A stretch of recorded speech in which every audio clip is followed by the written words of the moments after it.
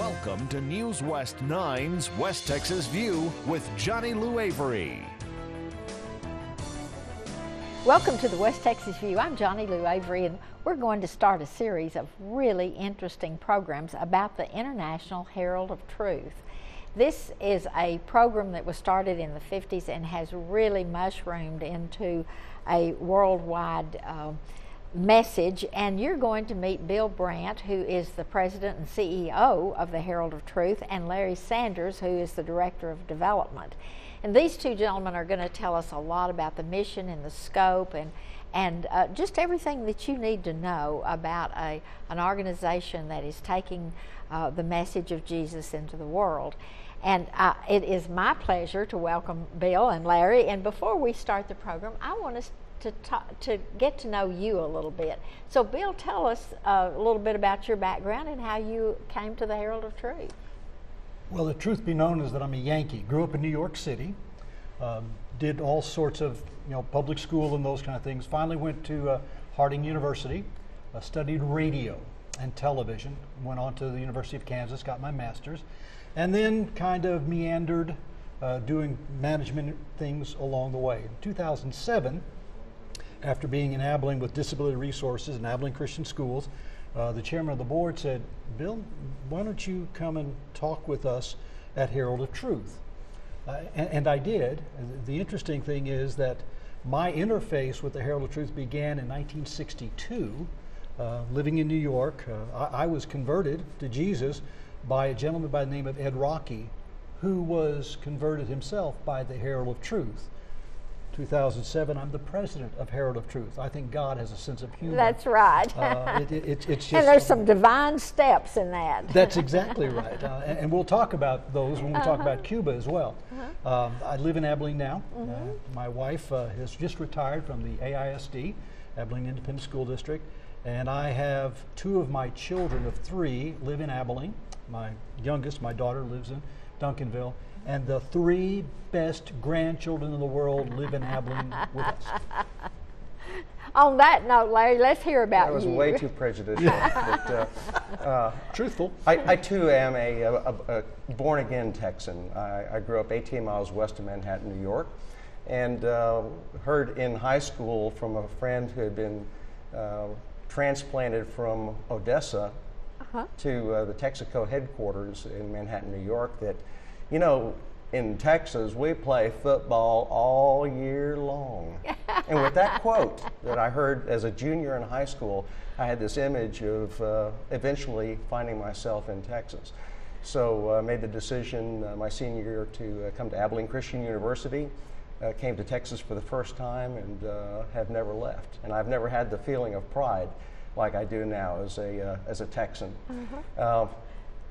Pursued a career in photography, and that resulted in a linear sequence of career changes that brought me to work for 6 years with the Texas Senate, then 6 years in higher education, and then private business. But it was all a path that led in a linear way to my career now in development for the Herald of Truth.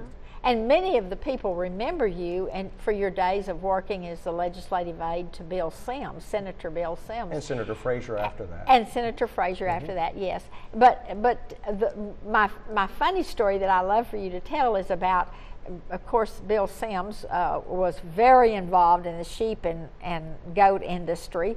And here was this New York guy. Now tell that story. Well, my litmus test in that conversion process to a Texan came when I was working for Senator Sims, who was at that time the executive director of the Texas Goat and Sheep Raisers Association. So I found myself with the senator surrounded by goat and sheep raisers on a regular basis. And of course, you'd have to put on the goat and sheep raisers agricultural uniform, which is a Stetson with, or straw Stetson with a well-starched white shirt and my starched blue jeans and boots, and to find myself surrounded by those professionals day after day, to engage them in conversation and talking about predation and range management, etc., and never once be confronted with the comment that "You ain't from around here, are you, boy?" You know, that was a litmus test for me, and I was really proud that I survived that transition. And if you hadn't, you'd have heard from Bill Sims right away. Absolutely. Treasured employer. He was a great man to work for. I really enjoyed that time. But you are working for a premier organization now of people and all of the support people that help the Herald of Truth, and that's what I want us to get into. And in the second segment of our program, we're going to be showing a video that gives a little bit of more of this information. But right now, I want you just in a nutshell to talk about the mission and scope of the Herald of Truth and primarily what countries you're in. Our mission is very simple. We take the words of Jesus to his world.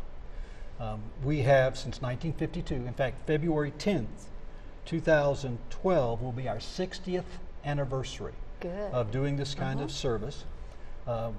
We have had an international component along with our domestic component from the beginning, but as we've evolved over those 60 years, our international component has taken much larger role. We currently work the worldwide. We have the internet that gets into places almost without exception.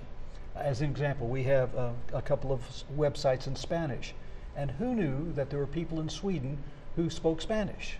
That seems odd to us here, but yet we have people who get on the internet and access our programs through our Spanish website who live in Sweden.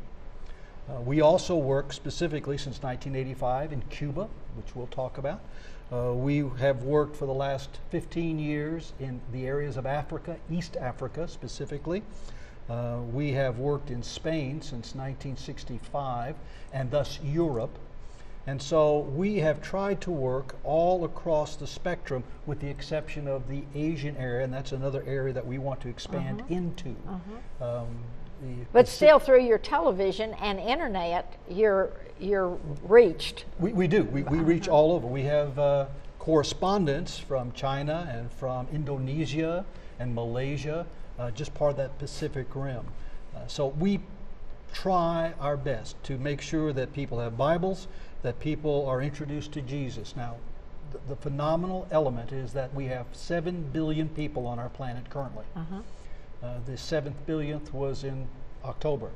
Now there are 2/3 of the world's population who still don't know who Jesus is. 4.6 billion people. So we have a lot of telling to do. And that's your only mission, and I think that is really important for us to emphasize, because many organizations that appear on this program have multiple goals that they are reaching. We're going to have to take a break, and during the next segment we're going to be having a video, and we'll see you then in the third section and continue this conversation. Stay tuned. West Texas View will be right back.